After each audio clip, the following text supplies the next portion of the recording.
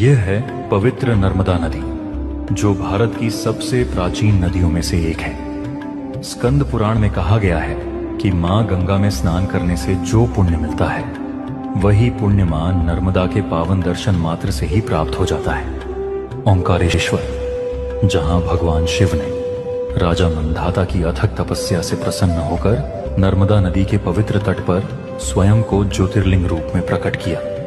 कहा जाता है कि नर्मदा नदी के किनारे स्थित नर्मदेश्वर शिवलिंग स्वयं भगवान शिव के दिव्य रूप का प्रतीक माने जाते हैं।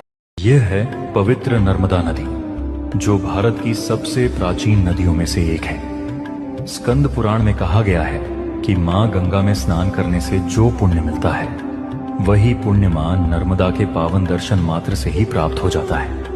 ओंकारेश्वर, जहां भगवान शिव ने राजा मंधाता की अथक तपस्या से प्रसन्न होकर नर्मदा नदी के पवित्र तट पर स्वयं को ज्योतिर्लिंग रूप में प्रकट किया।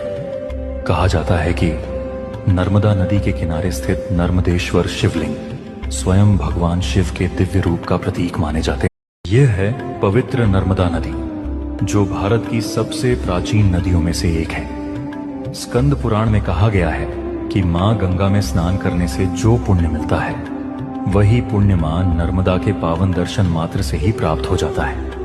ओंकारेश्वर, जहां भगवान शिव ने राजा मंधाता की अथक तपस्या से प्रसन्न होकर नर्मदा नदी के पवित्र तट पर स्वयं को ज्योतिर्लिंग रूप में प्रकट किया।